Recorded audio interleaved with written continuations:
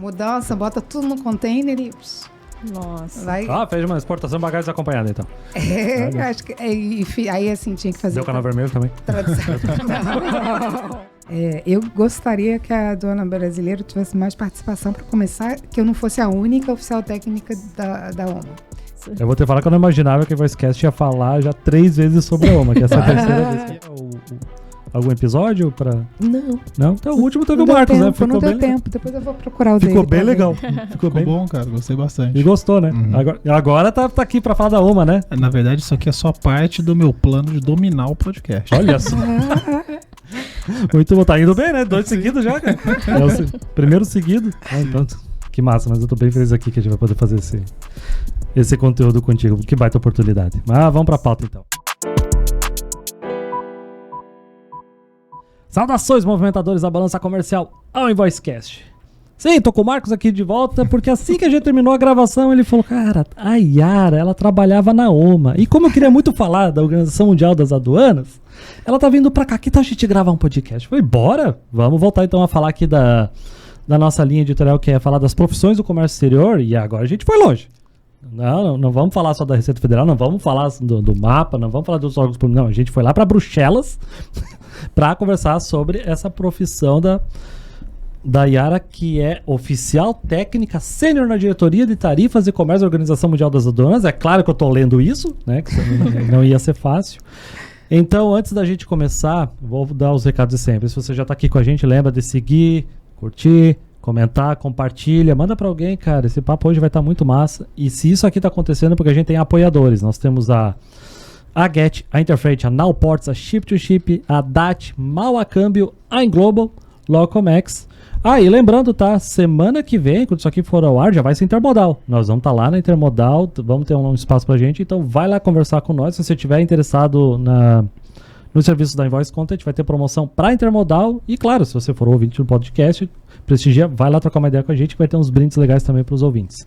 E claro, eu vou agradecer aqui a presença do Marcos, da Receita Federal novamente, aqui de Itajaí, da minha amiga Fernanda Steffes, da Delis Food e da Think Comex. E agora sim, oficialmente, Yara, muito obrigado por sua presença, direto da Organização Mundial das Aduanas e agora aqui no Brasil. Vamos conhecer um pouco mais da sua profissão e eu já vou começar perguntando. O que exatamente você fazia lá de uma forma sucinta, pra gente começar o papo? Tá bom, porque eu faço ainda, porque não trabalho lá. Continua lá. Então, tu só veio aqui pra fazer um... Tô de férias. Coisa boa. E gosta do verão, então, né? Porque escolheu essa época. Pois é, foi a época que deu pra vir, porque é intervalo entre duas reuniões, aí deu pra vir. Que bom, que bom. Então tá, conta pra nós, qual é a sua função lá na OMA? Então, a minha área de atuação é a área do sistema harmonizado, que é a base das tarifas do mundo inteiro. Eu trabalho com nomenclatura internacional do SH e SH para os íntimos, né? E com classificação tarifária. Essa é a minha área. Então, essa diretoria de tarifas e comércio é a diretoria técnica da OMA, que trata de classificação tarifária, regras de origem e valoração aduaneira. Então, tem 3 subdiretorias e a minha é de nomenclatura e classificação. Essa era a minha área de atuação também na Receita Federal. E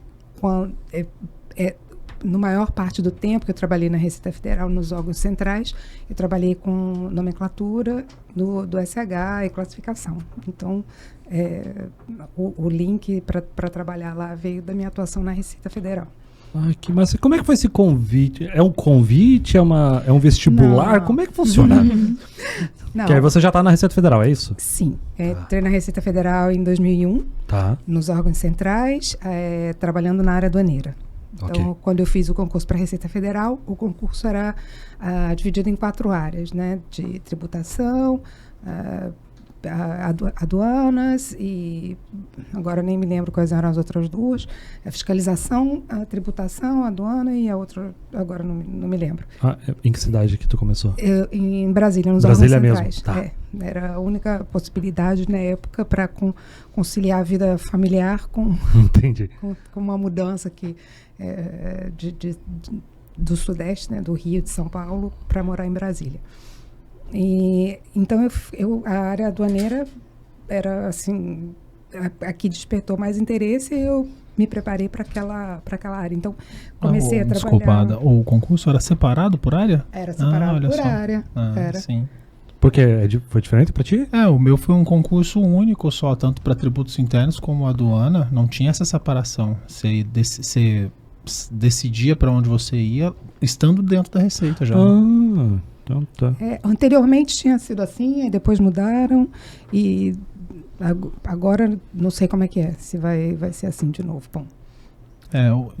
O próximo concurso, a previsão é de vagas exclusivamente aduaneiras. Para a fronteira, inclusive. Enfim, mas aí comecei nos órgãos centrais e aí logo de início eu queria trabalhar nessa área, que foi a área que eu achei mais interessante, mas eu fui... Não fui trabalhar em aduana, eu fui trabalhar no gabinete do secretário da Receita. E assim, muito ao contragosto, porque eu queria trabalhar na área técnica e me colocaram num local assim, que todo mundo já tinha muitos anos de experiência e trabalhava assim, né, na questão, na área mais assim de política, né, de decisão executiva e tal, e eu estava aprendendo um pouco da organização, mas de cima, e eu queria aprender do meio, assim, da parte de fazer mesmo, e já não tendo a experiência de trabalhar em portos, aeroportos, ou fronteira, que você aprende ali na experiência, né? Já seria um trabalho de gabinete, de pesquisa, de estudo, mas nem isso eu tive, né? Então, depois de um tempo, eu tive a possibilidade, eu pedi para sair, assim, quando eu achei que politicamente não ia me causar nenhum problema, né? E fui trabalhar na divisão de tributos sobre comércio exterior, aí também não era muito isso, era uma visão mais assim jurídica, e eu queria, quando finalmente fui trabalhar nessa área de classificação, eu tive assim, foi a confirmação de que eu gostava de fazer aquilo. E tu comentou comigo que tu é formado em jornalismo. Eu fui jornalista. Pois é, e como é que o jornalismo é classificação fiscal, sistema harmonizado?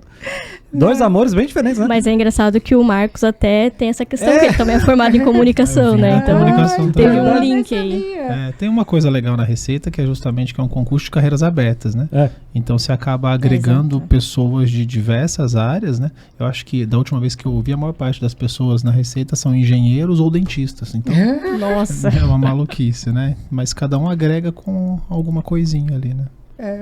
Então, eu trabalhei como jornalista quando eu me formei, trabalhava no Globo, repórter, depois trabalhei como editora em televisão e depois de assim, fui morar fora do país porque meu marido teve bolsa para estudar fora e eu fui também, voltamos, saímos de novo.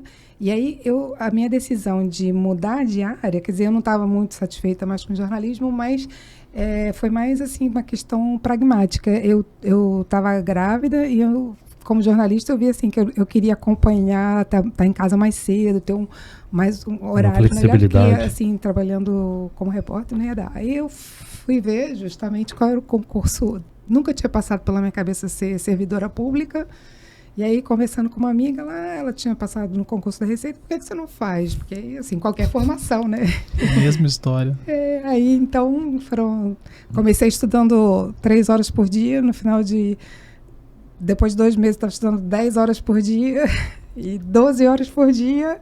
E aí, quando surgiu a vaga, a opção que tinha era melhor, que se adaptava melhor à estrutura da família, que era ir para Brasília. E aí foi...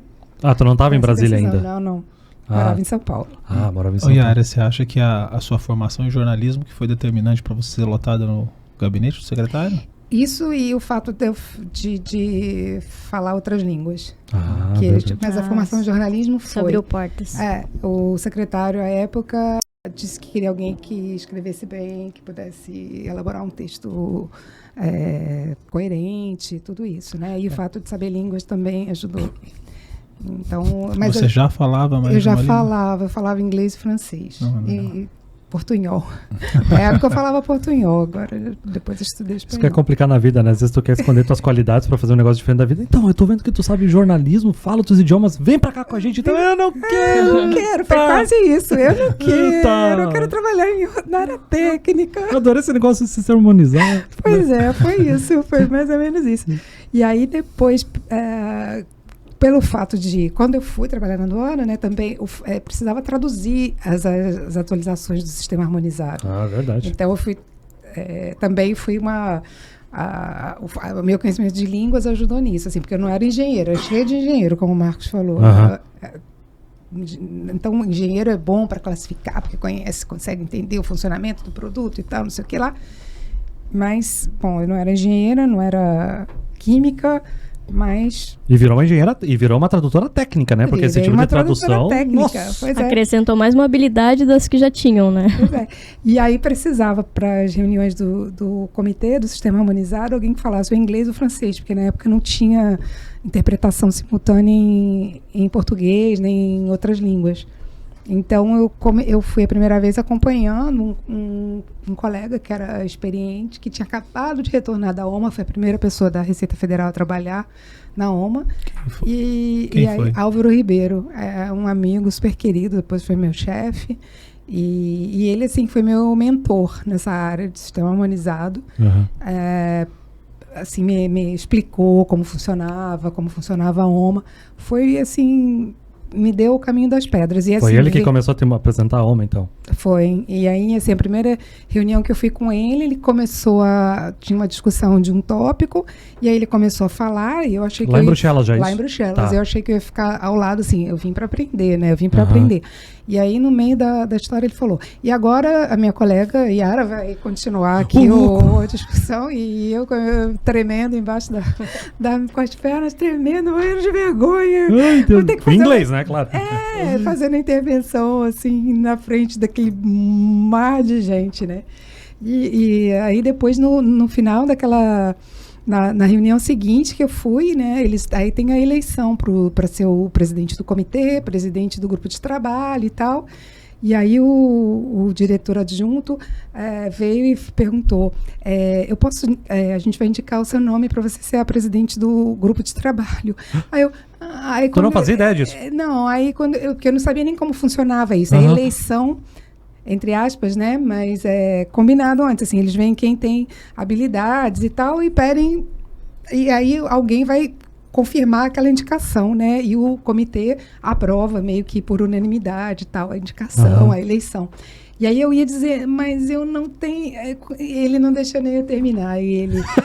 ela quer sim. Ela aceita sim. Aí na próxima eu já estava presidindo assim o grupo de trabalho. Nossa, que bomba! E na véspera pra que eu fui aceitar isso? Não devia ter aceitado. Então a minha aproximação com a OMA foi assim muito rápida, porque tinha alguém que era muito experiente, muito generoso e que me ajudou muito, assim. Para mim, eu tinha, assim, sempre achava que eu tinha que saber tudo primeiro para depois eu falar, eu posso fazer. Sempre, a vida inteira, como estudante, aquela coisa assim de querer tirar 10 de tudo, de querer fazer tudo certinho, de ser perfeccionista. Aí eu achava assim, não, enquanto eu não souber tudo, eu não posso. E com ele eu vi um pouco, assim, que você aprende fazendo. E ele viu o potencial em você também, né? Às vezes as pessoas veem mais potencial do que a gente mesmo, né? Isso é bem interessante. Comum, né? O legal que a gente veio... assim, eu já não esperava que isso tivesse na área pública, né? Tipo, jogar essa oportunidade barra bomba, assim, pega esse aqui que agora tu vai assumir. Cara, legal, assim, mas... assustou, né? Assustou. No início assusta, mas depois vê, assim, a ajuda que foi também. Não, super, porque assim, eu não estava habituado, assim, a coordenar uma reunião internacional em inglês, em outra língua, nem internacional nem nacional, porque assim, né, no serviço público eu não tinha mal começado. E aí de repente estava eu ali fazendo aquilo, e aí da outra vez tinha um outro colega que estava junto, né, e eu morrendo de medo, de vergonha e tal, não sei o quê. Aí depois falei, eu estava tão nervosa. Ele, sério? Nossa, parecia que você estava tão calma, que você estava super tranquila e tal. E eu falei, que bom que eu te faço bem. Que legal, hein? Muito bom. E aí, assim, a minha aproximação foi por aí. Eu continuei tendo essa possibilidade de ser delegada do Brasil no comitê do SH. Então, a minha participação foi ao longo de, sei lá, 7 anos, assim, 8 anos, e aí, quando surgiu a vaga para técnico, né, na secretaria da UMA, o secretariado tem os cargos que qualquer pessoa qualquer aduaneiro, né, pode se candidatar, desde que tenha apoio da sua administração. E aí o chefe na época, que era o subsecretário de aduana da Receita, ele falou, bora aplicar. Aí, assim, tu foi lá anunciada em Bruxelas para assumir esse trabalho, e aí você voltou para o Brasil para trazer a família ou já... Não, nesses 7 anos aí em que você foi delegada, você ia para as reuniões. Eu ia para as reuniões e voltava. Meu trabalho era Receita Federal, em Brasília. Quantas reuniões tinham por ano lá, por exemplo? Eu ia a 2 reuniões por ano, ia às 2 reuniões do Comitê do Sistema Harmonizado. Então, eu ia representando o Brasil. Representante do Mas daí brasileiro. você acumulava essa função com o trabalho aqui ou não? Quando você estava aqui, você se dedicava à preparação para as reuniões? Não, fazia tudo. Isso era um plus. Era um plus. Nossa. Tá. Então você não chegou a morar por um tempo em Bruxelas? Eu moro em Bruxelas agora mora. Desde 2014. Entendi. Então, a partir de 2014 que começou a ficar aí lá. Quando apareceu, teve um cargo vago para uma vaga, né, de alguém que saiu, e eu apliquei para esse posto e um monte de gente, não sei quantas pessoas. Do mundo inteiro ou só do Brasil? Do mundo inteiro. Não, do Brasil só eu. Né? Um candidato. A administração indicou você. A administração apoiou a minha candidatura ao posto. E aí eu me candidatei, acho que foi em maio de 2014, e aí em julho, já me lembro, assim, 15 de julho eu recebi a carta avisando que eu tinha sido selecionada e que eu tinha que estar lá começando a trabalhar dia 1º de setembro. Eu tinha 6 semanas para ir com criança, mala, cuia e tudo. E aí foi mudança, bota tudo no container e... Nossa. Fez uma exportação de bagagens acompanhada, então. Acho que... aí, assim, tinha que fazer... Deu canal vermelho também? Não. Yara, mas os procedimentos internos para o seu licenciamento foram rápidos assim foram, também? Usei em Bolt. Foi assim, a jato. Sério? Um colega que tinha ido, né? E ele falou, olha, você faz o processo bem simples. Se tiver processo cheio de coisa, põe o mínimo de informação possível, informação só necessária, porque processo cheio de coisa vai demorar mais. Tem que ser que vão ler rápido. E fica atrás, acompanha o seu processo. Todo dia você liga e pergunta onde é que ele está. Mas o fato de ser para OMA não tem algum tratamento melhor? Não tem. A Receita tem... Não sei os outros órgãos, né? Mas a burocracia A gente comentou isso. Eu não estou falando de jeitinho, eu estou falando da legislação, se teria alguma coisa. Demora, a nossa burocracia interna é pior do que a externa. No final, assim, faltando... ia sair, mas ia sair em cima. Aí, no finalzinho, quando ia sair publicado no Diário Oficial... na época existia Ministério do Planejamento, parece que agora vai voltar a ter. A pessoa que ia publicar pediu uma tradução juramentada da carta de um parágrafo em inglês do secretário-geral da OMA, informando a Receita Federal de que eu tinha sido nomeada. E aí eu tive uma crise assim, de choro, que eu falei, agora que eu tive um trabalhão que eu consegui. A gente tinha organizado tudo, mudança e tal. E aí uma amiga, uma colega que era amiga, que é budista, falou, você não pode fazer nada, não pode fazer nada. E aí você vai ter que adiar uma semana. E eu tive que adiar uma semana, porque precisou fazer a tradução juramentada de um parágrafo, assim, para incluir no processo. E daí a modalidade do seu afastamento, você continua ligada na Receita? Sim. Você é uma auditora fiscal, concursada, não foi exonerada, né? Não fui exonerada, eu estou licenciada. Licenciamento. Legal. Licença para servir em organismo internacional. Legal. Essa que é a minha condição. E como é que foi para se adaptar quando tu começou a morar lá definitivamente? Eu já estava acostumado de tanto viajar. Sim, não era a primeira vez que eu morava fora do Brasil. mas era a primeira vez com filhos, né? E eu achei que essa ia ser a dificuldade. Eles eram pequenos? Não eram pequenos. Tinha, assim, a minha filha, assim, tinha 11 anos e meu filho tinha 15. Então, assim, isso foi a dificuldade, assim, a adaptação, porque eles deixaram família, colégio, cidade, Sim. país, tudo, né? Nossa, eu que saí com 10 anos de idade, Xanxerê, o Santa Catarina pra cá já foi complicado, imagina mudar de continente, né? É verdade. E qual foi o país que você morou antes da Bélgica? Eu tinha morado em Londres e em Paris. Ah, que delícia. Mas assim, sem filhos, ainda mais novo. Mas assim, para mim, eu sempre gostei dessa experiência. Eu não tenho espírito de imigrante, mas assim, de pensar que eu vou ficar pro resto da vida em outro país.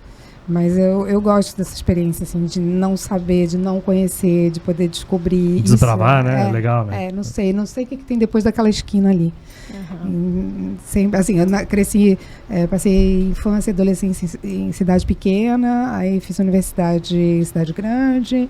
Então, isso, para mim, de mudar, sempre eu achei que era estimulante, de, sabe? Descobrir, sim, né? Novas culturas, tudo mais. Né? Então você gosta muito então das missões, né? Se você puder falar um pouquinho de como funcionam as missões que a OMA presta para outros países. Sim. Legal.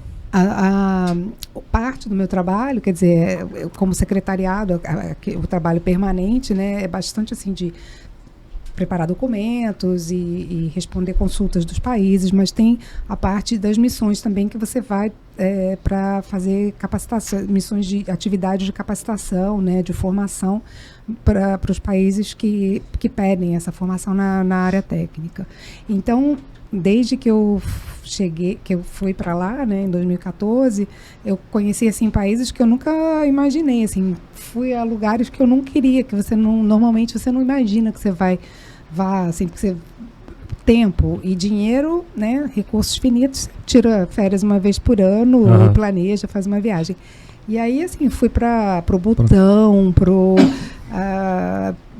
Vietnã, pro Laos, pro alguns assim, para o Quênia. Então não é como viajar como turista, né? Você tem os seus colegas de lá e aí eles convidam você para casa deles, você vai no lugar... Aí sim que conhece aquele país, né? Isso é legal, então né? isso é muito legal, assim, que é a parte que eu acho assim, a mais maravilhosa. E também o ambiente de trabalho, que é essa coisa de... como ninguém é dali, né? Então todo mundo está na mesma situação. Aí as pessoas perguntam, mas não é difícil se adaptar, porque o belga não tem nada a ver com o brasileiro, aqui é frio, e essa gente não... Né? Assim, eles são desanimados. Desanimados? Assim, todo mundo vai para casa cedo, tudo fecha cedo. O Marcos esteve lá e ele viu como é que é. 6 da tarde, fecha tudo. Desculpa, qual que é o idioma na Bélgica? Tem 3. Tem francês, holandês e uma partezinha alemão. Mas... Algum predomina ou depende da região? Não, depende da região. A região flamenga fala holandês, né? E a região da Valônia fala francês e tem uma partezinha lá que fala alemão. E deve ter umas regiões que misturam esses três tudo, Em Bruxelas é uma cidade que fica na área flamenga, mas é uma cidade francófona. E em Bruxelas, por exemplo, os sinais assim, as coisas, os nomes de rua estão escritos nas duas, em francês e holandês. Mas nos outros lugares não. Se você vai, por exemplo, para Antuérpia e você começa a falar francês, eles ignoram, assim, né? É um pouco... e vice-versa também, assim, na parte francófona muita gente não fala holandês. Não é que o país seja bilíngue ou trilingue e todo mundo fala tudo, não é. Assim, hoje, assim, de uns tempos para cá, eles dizem para você ter um bom emprego lá, você tem que falar holandês, porque a parte parte flamenga está melhor economicamente. Tá, você chegar falando inglês lá como inglês turista. Resolve bastante. Tá. Eles tratam você bem? Tratam. Que bom. Porque eu logo eu tô indo pra lá. Eu fiquei até preocupado. Falei, meu Deus, só fala inglês? Você vai pra Bélgica mesmo? Também. Eu fui em 2016 pra Bruxelas. 2014. Não, eu fui. Você foi? Fui em 2016 pra Bruxelas. E você gostou? Eu gostei, adorei. Eu tinha uma amiga que morava lá na época. E ela adorou, ela morou 4 anos lá. Aí ela fez super propaganda, assim, aí eu fui pra lá, passear. A Yara comentou sobre esse negócio de ter gente do mundo inteiro ali, né? E foi o que mais me chamou a atenção ali dentro da OMA. Eu me senti num episódio de Star Trek. Sabe? Gente do mundo inteiro. Porque gente do universo todo ali, né? Cada um com a sua missão, né? Todo mundo trabalhando pelo mesmo organismo.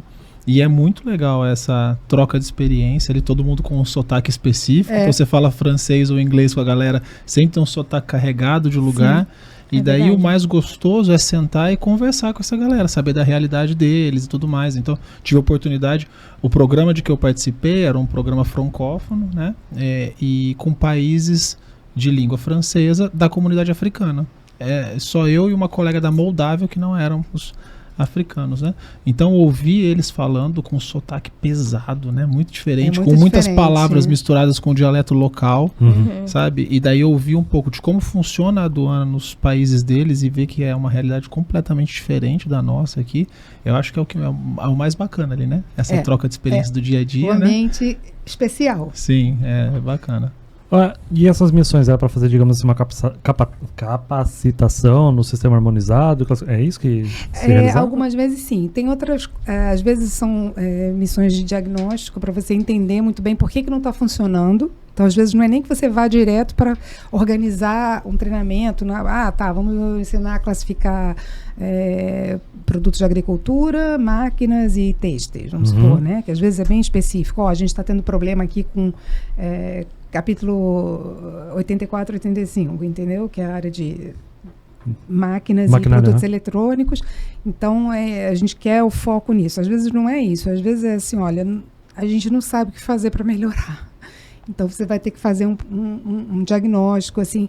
Tem meio que o caminho das pedras, né? Que a gente já segue, para poder ver, assim, se é a área de recursos humanos que está falhando, se é a questão de material, falta de treinamento e tal. Tem, às vezes, que por exemplo, decisões antecipadas, né? Que aqui no Brasil chama solução de consulta, né, federal, que às vezes também eles querem, porque tem... com o Acordo de Livre Comércio da OMC, ele estabeleceu a obrigatoriedade para os países que são beneficiários do acordo de ter soluções de consulta, né, vamos dizer assim, são as decisões antecipadas de matéria de classificação e origem, é obrigatório. Só que para implementar esse sistema, você tem que ter gente que saiba classificar. Para ter gente que saiba classificar e uma estrutura de classificação adequada. Então, tem vários requisitos. Então, tem havido várias missões que são ou para melhorar o sistema de decisões antecipadas ou para implementar o sistema de decisões antecipadas. Às vezes é meio híbrido, assim, um pouco, a gente quer um pouco isso, mas a gente também quer um pouco de treinamento, porque tem umas áreas que estão meio fraquinhas aqui, a gente precisa melhorar. Então, às vezes, por exemplo, uma edição nova do SH. Aí a gente tem, às vezes, faz um evento regional. Aí tem financiamento, né, dos fundos e vai um representante de cada país por região da OMA. A OMA é dividida em 6 regiões, né?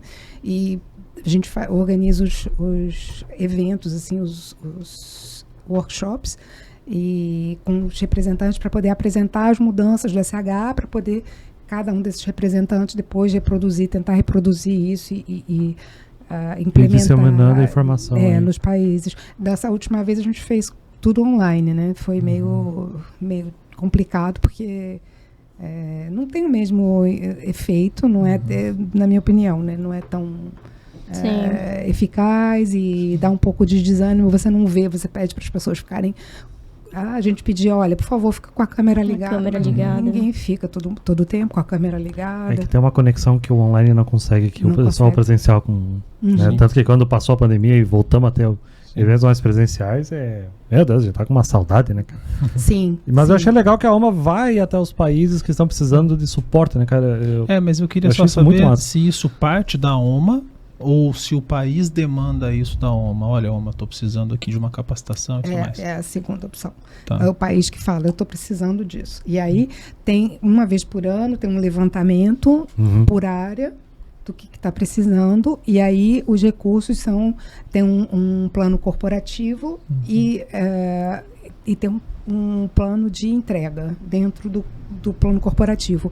Olha, esse grupo de países aqui, então tem os fundos lá, Fundo de Cooperação do Japão, Fundo de Cooperação Aduaneira da Coreia, da China, da Suécia, tem vários, né?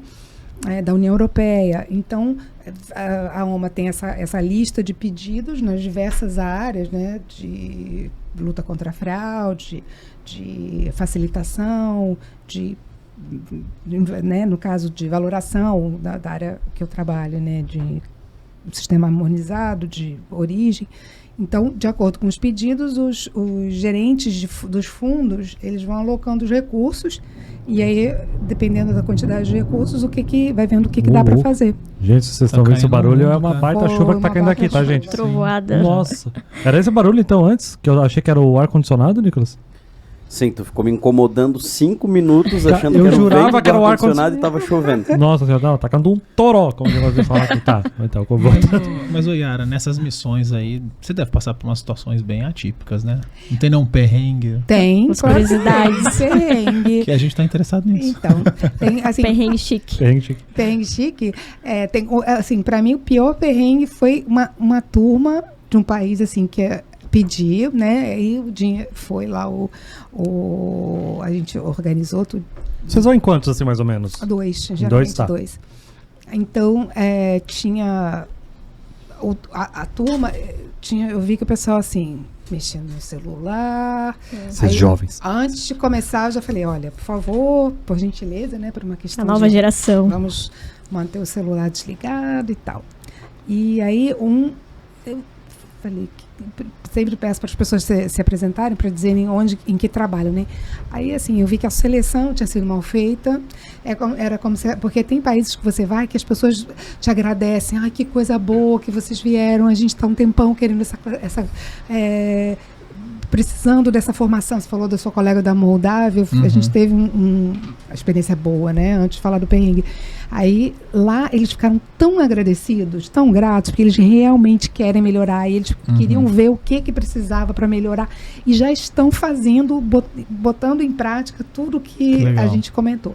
E nesse lugar, eu falei, por que escolheram essas pessoas que não tem nada a ver com o objetivo da missão? Aí, lá era filho do diretor geral da aduana de lá, do país. E aí... Já de cara eu vi assim, mais da metade não estava muito interessado no assunto, né? Porque é um assunto meio pureza, né? É um técnico pesado. Né? A gente adora a classificação fiscal, mas a gente sabe que é um negócio... Amamos. Aí, bom, eles, na hora, depois do almoço, a gente volta, metade não tava. Metade. Nossa. Aí tinha 2 menininhas assim, era todo mundo muito novinho também. Aí acho que tinham organizado, né, o workshop, estavam sentadinhas lá, né, assim, com aquela cara de meio que fingindo que não estava notando. Eu falei, cadê a outra metade da turma? Elas, não sei. Aí eu falei, olha, deixa eu te falar. Quem financiou esse treinamento aqui foi o Fundo de Cooperação Aduaneira do Japão. E você sabe que o secretário-geral da OMA é japonês, né? E ele lê todos os relatórios que a gente faz das missões. Imagina, se o pobre homem fosse ler todos os relatórios, ele não ia fazer nada na vida. Eu falei, ele vai ler isso aqui, vai saber que vocês não vieram, nunca mais vocês vão receber fundos para fazer evento nenhum. Sei que em 15 minutos estava todo mundo lá de volta. Eles deram um jeito, mas assim, isso foi um perrengue assim, ruim, de fazer uma coisa, assim, investimento de fundos que podia estar indo para outro lugar, tempo da gente, né? Quer dizer, assim, recursos humanos, recursos financeiros que desperdício. E quantas pessoas atuam na OMA? Olha, funcionários fixos eram em torno de 200, mas tem muitos projetos hoje em dia, tanto é que, assim, o meu andar, a gente tem o luxo de trabalhar cada um numa sala separada. Eu não sei até quando que isso vai continuar, porque não tem mais espaço, está todo mundo começando a dividir espaço com outros, nos outros andares já era assim, né? Então, tem muitos projetos correndo assim em paralelo, não só aos funcionários fixos, né? Então tem um programa enorme, por exemplo, o programa da União Europeia para a África, para a área do sistema harmonizado. Aí agora também tem a União Europeia também está financiando um programa semelhante para regras de origem. E outros também, né? Programas de... As regras de origem dá um podcast também, né? Tranquilamente. Hoje vai ter que falar disso também. É verdade. Nicolas, anota, por favor. Regras de origem. Só anota isso, depois eu... Depois você pensa. Senão às vezes sai daqui, esqueço a ideia e é triste. E o ambiente de trabalho lá é agradável? É muito bom. Os meus primeiros 3 anos, então, foi assim, o paraíso na Terra. Porque era... o chefe era incrível, assim, era o cara mais organizado, super preparado e, assim, super boa pessoa. Os colegas eram maravilhosos. Aí, como é uma coisa que acontece frequentemente lá, né, tem um período de tempo limitado, porque eu fui, por exemplo, com um contrato de 5 anos e você pode renovar, mas no máximo até 10 anos. Tempo limite para essa área técnica. Então, precisa você querer, a sua administração concordar e a uma aprovar a extensão. Então, depois que eu estava lá 3 anos, foi uma sequência de partidas e eu não estava habituada com isso. Depois assim, sempre tinha uma festa de alguém indo embora, mas aí dessa vez foi do pessoal que trabalhava comigo. Então foi assim, janeiro, abril, junho e julho. Foram assim, 2 eram muito amigos e os outros 2, assim, colegas que a gente contava, assim, fortes no sentido técnico e fortes de presença também. E aí me deu eu fiquei um pouco abalada, assim, emocionalmente. Foi a primeira vez que eu passei por isso. Aí depois fui me habituando. E aí agora é engraçado, porque assim, ano que vem eu termino os meus 10 anos, né? Em setembro do ano que vem. E aí a gente participou de uma reunião, então a diretora adjunta perguntou, estava organizando quem ia ser repórter geral de cada comitê. Eu falei, olha, como em março do ano que vem é meu último comitê, eu quero ser a relatora geral. Ela, tá bom. Aí uma colega veio, então ela levantou e com o olho cheio d'água, me abraçou assim, ficou... Tipo, não tinha me dado conta. Eu pensei que ainda faltassem 2 anos. Eu, não, é ano que vem mesmo. Caramba. Fase final. Mas é curioso, porque todo mundo é de fora, né? Todo mundo é de fora. Você cria laços muito fortes. Os vínculos são fortes. Ainda mais sendo todo mundo de fora, né? Acho que fortalece. Todo mundo tá carente lá. Você se aproxima dos colegas, né? Verdade. O primeiro vínculo que você vai ter no local são os colegas de trabalho. Sim, e eu fiz assim... Acho que eu dei sorte, assim, amigos mesmo, entendeu? Não só colegas de trabalho, bons amigos. Numa fase da vida que você imagina, assim, que você já não está mais fazendo amigos, né? Você já fez os seus amigos, então eu carrego os meus amigos comigo, assim. Eu tô indo amanhã para São Paulo para passar o fim de semana para conhecer os netinhos da minha amiga de infância, da minha cidadezinha e tal, não sei o quê. Legal. Que massa. Mas você acha assim, não vou mais fazer amigos. E lá eu fiz, assim, eu passei Natal com...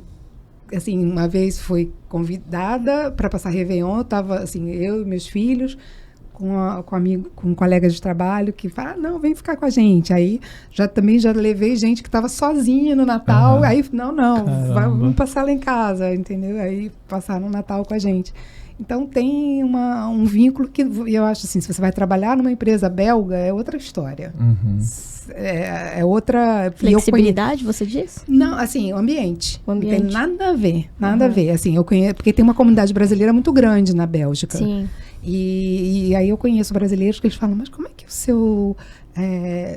como é que é a sua essa integração e tal? Foi difícil? E não, porque eu vivo numa bolha, entre aspas, né? Assim, o ambiente internacional eu me sinto super protegida, porque todo mundo está na mesma situação, entendeu? Assim, tá todo mundo longe de casa e um apoia o outro, porque todo mundo vivencia a mesma experiência.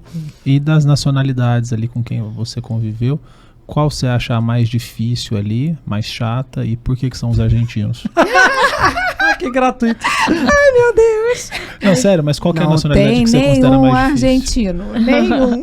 Não tem argentino na OMA? Não tem. Olha. Viu como o meu comentário é certeiro? Eles nem querem fazer parte, cara. Caramba. Nem querem fazer parte. Coisa.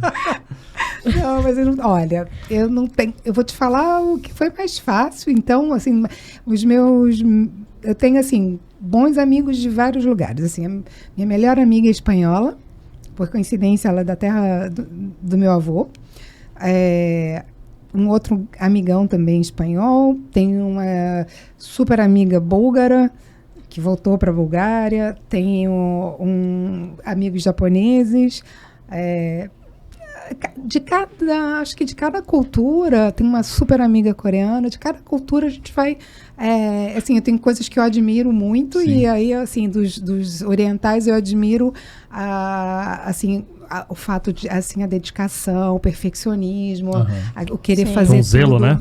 O zelo de querer fazer tudo da melhor maneira possível, a gentileza no trato, assim, dos espanhóis, essa coisa assim vibrante e forte, né, que você sente, assim, que não tem medo de se colocar, de dar opinião, enfim, de cada parte, assim, tem uma amiga, por exemplo, a cultura árabe, que é uma cultura mais fechada, mais diferente e tal, mas eu tenho uma amiga tunisiana, então, assim, tem uma amiga que é muçulmana, que tem outra religião, que a língua materna é uma língua que você não entende, e mesmo assim você consegue estabelecer laços fortes, né? Tem uma conexão forte. E até os belgas que trabalham na OMA já estão meio internacionalizados. Eles não são os belgas muito comuns. É só a minoria lá dentro, né? Mas, assim, os caras têm que se adaptar, gente mais aberta, assim. E eles têm hábito de dar 2 beijinhos, assim, que nem brasileiro. Olha só. Legal. Mas nas missões, assim, não só missões, né? Sim. Eventualmente você vai em países não só para missão, mas onde você teve o maior choque cultural, assim, algo que foi difícil de digerir, assim? Olha, eu acho que não teve. Tirando essa situação, esse perrengue lá que eu achei que, assim, que fosse... Porque você se sente mal, você está tentando... tá ali para fazer com um objetivo. Meu objetivo é fazer com que essas pessoas, quando terminar essa semana, saibam mais do que elas sabiam daquilo que elas pediram para aprender. E aí eu acho que não serviu para nada. Isso, assim, foi frustrante. Mas, assim, não tive, porque, assim, quando eu vou, por exemplo, para a África, né? Então, para um europeu que nunca viajou, ou para um asiático que não tem nada a ver com aquela, que não entende muito aquela cultura, a gente, como brasileiro, assim, aquilo é mais próximo, entendeu? Assim, a pobreza, a falta de recursos, quer dizer, lá...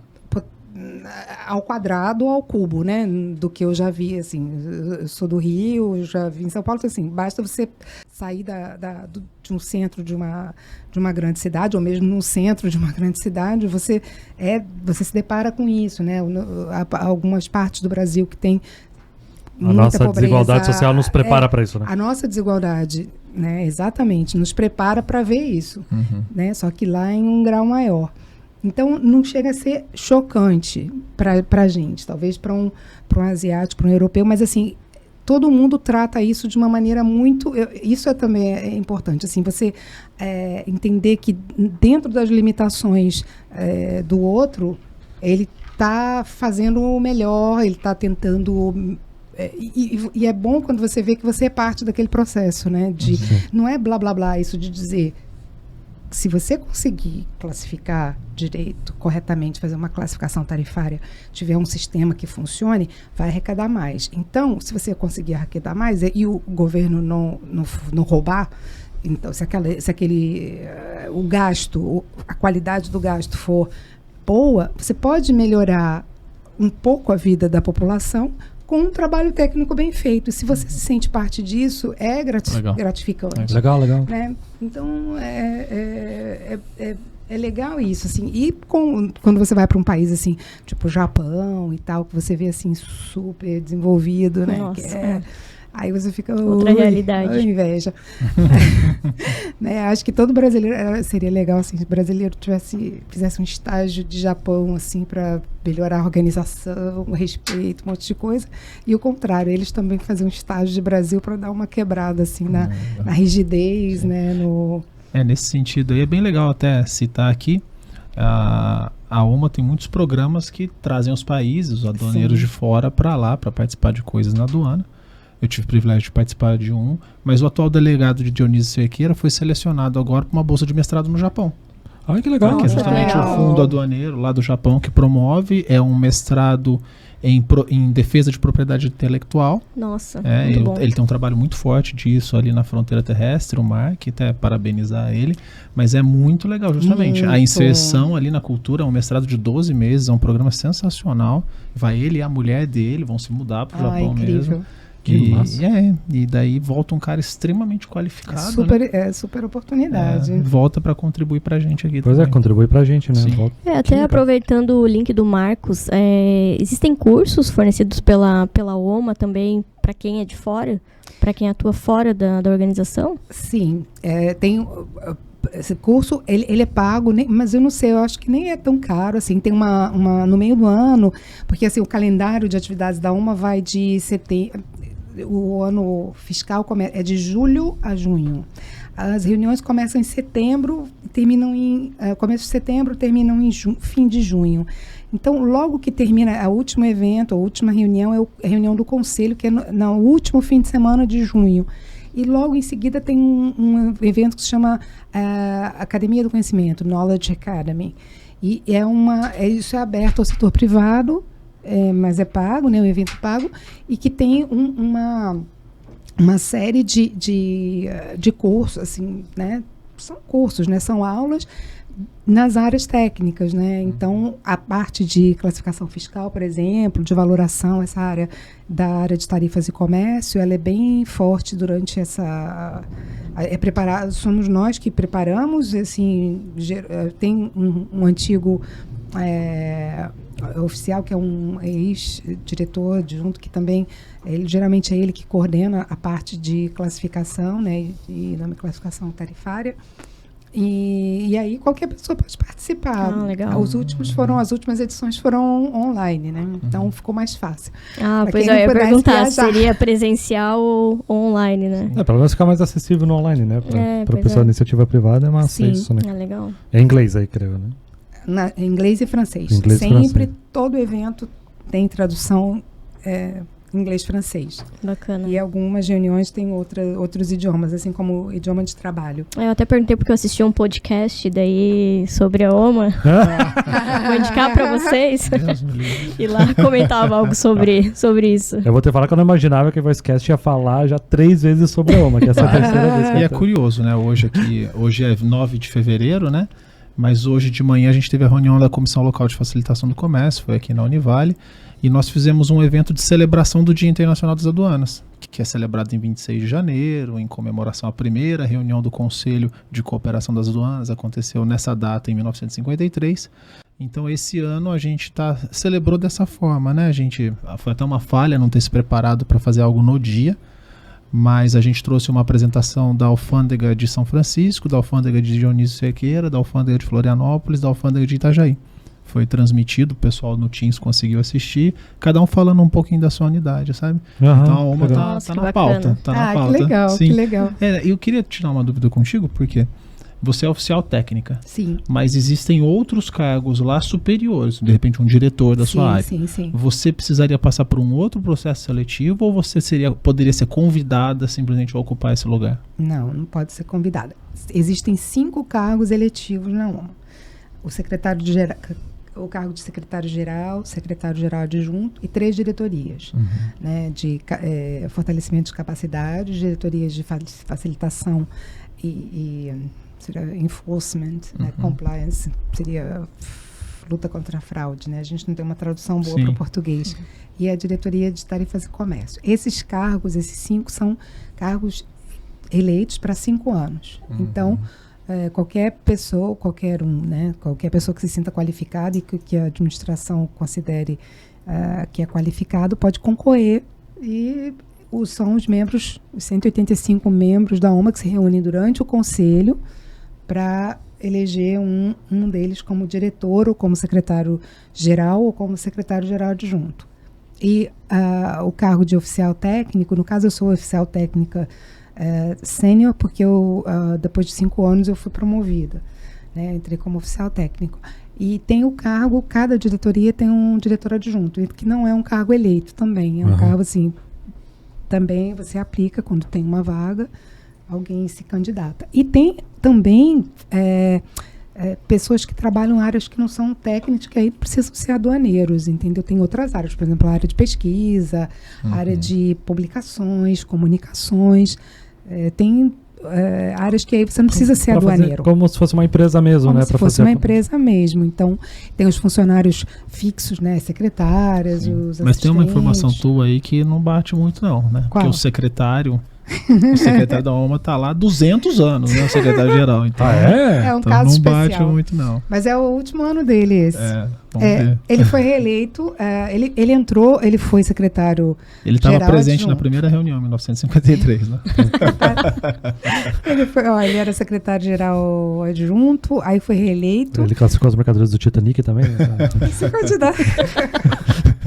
Se candidatou a secretário-geral e aí foi reeleito 2 vezes. Então ele está cumprindo o 3º mandato e esse ano, em junho, agora, vai ter eleição e aí é o último ano dele. Entendi. Aí ele não pode concorrer de novo? Não pode. Entendi. Aí em janeiro do ano Só que ele, vem, o Putin e o Maduro. Eu tava pensando nisso também, o Putin. Eu também lembrei. Xi Jinping. Cara. Não. Meu Deus, gente. Ai, cara, já tá na hora de encerrar. Meu Deus, eu ia ficar umas 3 horas fácil aqui com vocês. Eu queria só fazer uma última pergunta. A pressa é de vocês, né? Obrigado. Né? Fica à vontade. São 2 perguntas, né? Primeiro, assim, queria que você avaliasse qual que é a participação da aduana brasileira dentro da OMA. Você acha que ela exerce o potencial que ela poderia exercer? Se falta alguma coisa, como que a gente poderia participar mais lá? E comparando com todas essas aduanas que você conhece e tal, em que nível que a gente está, sabe? Bom, pergunta 1. Eu gostaria que a aduana brasileira tivesse mais participação, para começar, que eu não fosse a única oficial técnica da OMA. A OMA funciona com o orçamento, né? Não esses programas todos, esses fundos que financiam várias coisas. Mas o orçamento da OMA, ele é gerido por um comitê financeiro com a contribuição dos membros. A contribuição do Brasil não é pequena, sabe? É uma contribuição importante em termos financeiros. Para ter somente uma funcionária, teve um diretor, né, que trabalhou, que ao mesmo tempo o Hernani, que era o subsecretário de aduanas e foi diretor lá 3 anos, depois agora está trabalhando no Banco Mundial, mas depois que ele foi embora, fiquei só eu. Então, assim, durante 10 anos vai ter tido uma pessoa trabalhando lá apenas do Brasil. Isso é muita responsabilidade. Não é justo, né? e não é justo, sim, porque tem países menores, com contribuições menores, que tem, eu não vou falar o nome do país, mas assim, tem uma pequena ilha do Pacífico que tem, assim, tem 2 funcionários, entendeu? E outros países também bem menos representativos, por exemplo, do comércio internacional. A gente é subrepresentado. A América Latina é subrepresentada e o Brasil subrepresentadíssimo.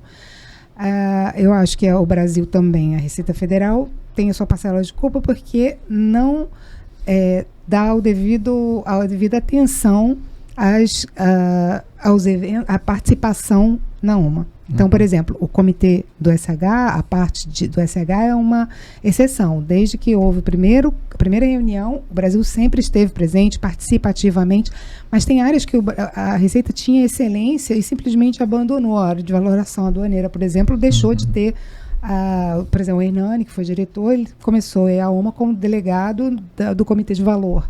O Leonardo Macedo, que também é uma pessoa super, entendeu? Trabalhou na OMA também como oficial técnico na área de valor, entendeu? Hoje em dia, há muito tempo não vai ninguém do Brasil na reunião de valoração do Comitê de Valor, Comitê Técnico de Valor. É importante o assunto, né, pra gente. Super importante.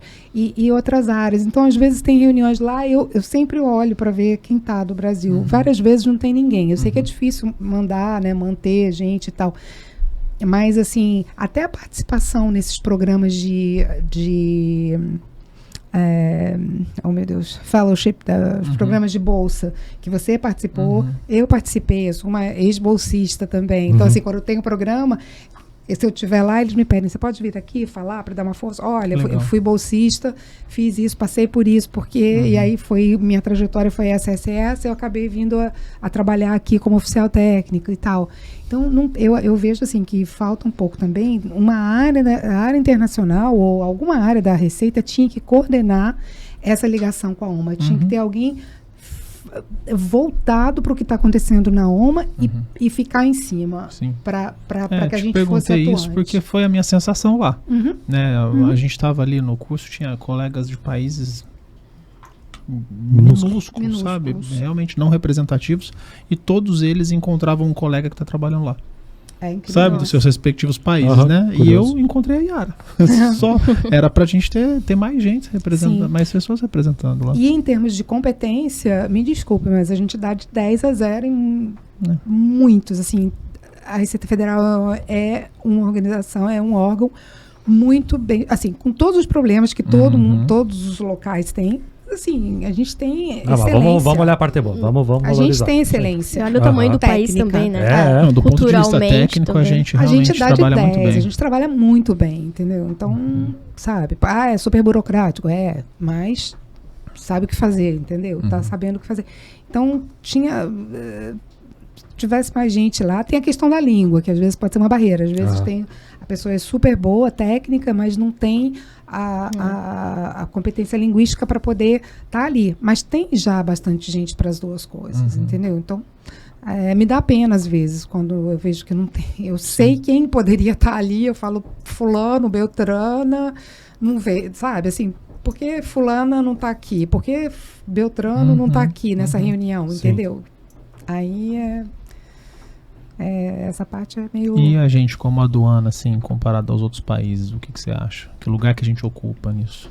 Assim, botar de número, não saberia dizer. Mas a sensação ali, né? Porque a minha impressão, até falei no outro programa, é que a gente está muito à frente dos países em desenvolvimento, atrás dos países desenvolvidos, mas que a gente está muito bem posicionado. Sim. Essa é a impressão que a gente tem também quando fala com empresas de outros países, né? Principalmente a questão de digitalização, né? Informatização digitalização dos é uma coisa documentos. que pega. Sim. Não tenho dúvida. A gente podia dar assistência, prestar muita assistência aqui em volta, sabe? Assim, em termos de América Latina, não tenho a menor dúvida que a gente está na frente de todo mundo. Existe uma comunidade lusófona que a gente podia atender de maneira muito direta, sabe? Extremamente carente. Eu conheci um colega lá de Cabo Verde. É uma comunidade carente. Muito. Falta um líder ali, né? A gente poderia ocupar esse espaço e dar aula para esses caras, ensinar esses caras a trabalhar. A gente tem competência técnica para isso, tem estrutura física, tem estrutura tecnológica para fazer isso. Só falta a gente decidir ocupar esse espaço. Eu gosto de fazer o exercício da gente olhar às vezes também um pouco para trás. Desde que você começou para agora, melhorou, digamos assim, a posição do Brasil na OMA? O que você acha? Acho que não, porque... porque eu tentei olhar o copo meio cheio, mas não falei. Porque Jonas veio todo otimista, né, Jonas? Em 10 anos, assim, não entrou ninguém. Eu sempre fico esperando quando tem uma... Aliás, minto, agora tem um colega, mas ele não é funcionário da OMA, ele está trabalhando na OMA com um programa. Ele foi selecionado, um cara super experiente, super bom, entendeu? Mas, assim, é o único, entendeu? Porque não tem quase ninguém, entendeu? Entendi. Então, é o Wagner Castro, não sei se você conhece. Não conheço. Então, assim, ele trabalha num programa ACIP, que é voltado para uma área assim, mais específica, né? Mas eu não vejo isso, assim, de vez em quando aí tem alguém, assim, teve o Marcos, que foi fazer o programa de bolsas, mas nem isso, assim, eu não vejo gente se candidatando, sabe? As oportunidades que tem. Tem um programa de 10 meses, que é um programa para jovens profissionais aduaneiros. Até hoje ninguém do Brasil. Falta divulgação ou falta... Não, divulgação é divulgado, bem divulgado? Caramba. Não sei o que é. Falta um pouco de interesse também da galera aqui. Quem sabe também o trabalho que você está fazendo aqui de palestrar, tá aqui no podcast, quem sabe isso também vá sendo caminho mais... Tem muita gente que nem sabe, tá na Receita e às vezes nem sabe o que é a OMA. Eu demorei muito tempo para ficar sabendo do que era a OMA. Pois é. A informação hoje em dia está um pouco mais descentralizada, mas era mais concentrada ali nas unidades centrais, sabe? Hoje em dia ela chega mais para a ponta, mas muitas vezes ela chega não completa, sabe? Falta uma certa didática, sabe? Falta uma certa facilidade para entender o mecanismo do lugar que você vai, né? O que é a OMA, como ela funciona. Então, por exemplo, eu não conhecia muitas das coisas que a Yara está falando aqui hoje, sabe? Essa questão de como é o cargo, como é a seleção, o lugar que você vai ocupar, 5 diretores e tudo mais. Então podia ser um pouco mais fácil, sabe? Quando eu estava lá, eu falei com a Helene. A Helene é uma querida que ela faz justamente esse trabalho ela trabalha para a OMA e faz esse trabalho de conexão com os países na hora de preparação das atividades de capacitação, né? E falei se não tinha como a gente fazer alguma apresentação da OMA para cá, sabe? Fazer que nem via Teams mesmo, né? Explicar o que é a OMA e tal. Ela falou, olha, isso aí tem que ser feito via Brasília, sabe? Via unidades centrais. Então já é mais um desafio, sabe? A gente não tem essa autonomia para procurar eles diretamente. Faz parte, né? E agora que você está saindo da OMA o ano que vem, o que eu preciso fazer para te convencer de trabalhar aqui? Olha, eu tenho interesse porque aí você já está aqui mais seguidamente também. Mas o que você tem vontade de fazer depois? Então, eu queria aproveitar essa experiência, talvez, nem sei se necessariamente no SH, mas assim, essa experiência internacional para poder tentar ver se dá um gás assim, na receita, porque eu acho que assim, tem um aprendizado que não é do técnico, entendeu? E que eu acho que falta essa exposição internacional. Seu papel ia ser fundamental, hein? Nossa, sensacional. Certeza, né? Sensacional. É uma vitrine do país, na verdade, né? Eu queria, porque tem isso, não é só na área aduaneira, nem é só na área tributária. Em geral, eu acho o Brasil subrepresentado em organismo internacional, assim, né? E com pouca visibilidade, podendo ter mais, entendeu? Porque tem qualificação. Quando você vê assim, o quadro de servidores do governo federal é de alto nível, entendeu? Tem vários países que não tem nem carreira de aduana, entendeu? Sai o governo, sai todo mundo. Pega todo mundo novo. Todo mundo comissionado. Começa tudo outra vez. Caramba, isso é horrível. É horrível. Não, obrigado por ter vindo aqui, obrigado por toda a contribuição na OMA pra gente, que a gente sabe que a gente entende perfeitamente como isso reflete no comércio brasileiro. Cara, a evolução do sistema imunizado é muito importante pra nós, né, cara? Então, muito obrigado pelo seu trabalho até aqui. Obrigado, Marcos, por trazer ela aqui pra conversar com a gente. Cara, que honra, né, Fernando? Obrigado pelo espaço. Que honra, né? bem isso mesmo. Eu queria pessoalmente agradecer a Yara, porque ela está de férias no Brasil e ainda assim disponibilizou um espaço. Ela não participou somente hoje aqui do podcast. Ela fez a gentileza, a generosidade de fazer uma palestra sobre o sistema imunizado para a comunidade local. Então, são uns eventos ali que mudam a realidade para muita gente. Muita gente teve a cabeça aberta hoje para essa questão internacional, para essa questão da importância do sistema imunizado. Espero que o podcast também abra a cabeça, inclusive de colegas da Receita que venham ouvir e se interessem por essa questão internacional, a possibilidade de ter uma carreira internacional. E tem gente foda, tem gente muito foda e tem a Yara, porque parabéns, obrigado aí. Não, gente, eu que agradeço. Olha, muito legal mesmo, sabia? E assim, quando o Marcos falou, você quer vir? Eu falei, que eu vou, tu tá de férias. Aí pensei, falei, nunca fui a Itajaí. Então, bora lá, eu conheci Itajaí, ver como é que é. Ele falou assim também, eu tô fora, sem contato com o pessoal da Receita há muito tempo, né? E aí fiquei curiosa, e era um público completamente diferente, que eu não tinha nem ideia, né? Porque eu sempre falo mais ou menos pro mesmo grupo de pessoas, né? Funcionários de aduanas e tal. Já viu alguém falando francês com sotaque peixeiro? Não. Esse deve ser legal, né? Essa é a novidade. Mas super obrigada mesmo. Não, quando tiver por aqui de novo, por favor, já sinta-se convidada pra gente trocar mais ideia, porque a gente fez metade da pauta, né? Que a gente ia planejar. É muita coisa. Tem tanta coisa legal dá pra conversar. É muita história, né? É muita história. Bacana. Fica pra próxima então. Então é isso, trabalhos encerrados e até a próxima. Tchau, tchau.